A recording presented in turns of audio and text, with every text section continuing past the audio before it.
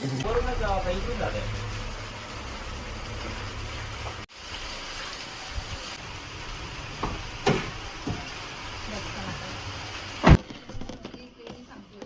की ए बाबा चल की, काय झालं? काय सांगू दाजी, लॉस झाला. लॉस कशात? निफ्टीमध्ये? आणि ते पण आज? काय काम करतो यार, काही संबंधच नव्हता आज निफ्टीमध्ये लॉस होण्याचा. 25,000 लॉस. ठीक आहे चल, तुला सांगतो परत एकदा, पुन्हा पुन्हा त्या चुका करू नये. बघ आज मी काम करतोय निफ्टीमध्ये,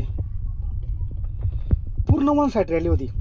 तुला काय सांगितलंय, स्टॉप लॉस लावायचं म्हणजे लावायचाच. जाऊन दे, स्टॉप लॉस गेला तर काही फरक पडत नाही. तू देवाच्या पाय पडायला गेलो, 10 रुपये देणगी टाकतो आणि हजारो करोड रुपये मागतो देवाकडं. स्टॉप लॉस का लावला नाही? स्टॉप लॉस लावला असता 2-2.5 लॉस झाला असता. नेक्स्ट एंट्रीला परत तुझे अख्खे पैसे कव्हर झाले असते.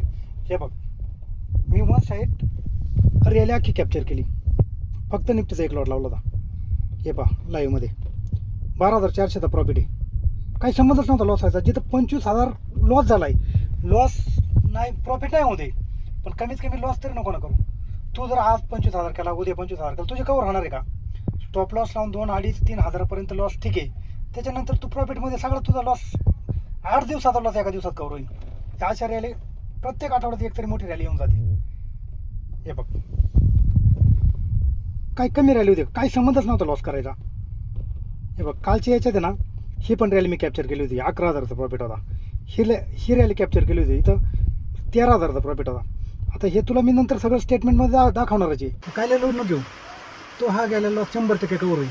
पण तू अशाच इमोशनमध्ये ट्रेड घेतले, स्टॉप लॉस लावला नाही, उलटे पालटे ट्रेड घेतले, स्ट्रॅटेजीनुसार ट्रेड घेतलं नाही, तर तू नुसता लॉसच नाही, तू मार्केटमधून बाहेर निघशील, पूर्ण वायपआउट होशील.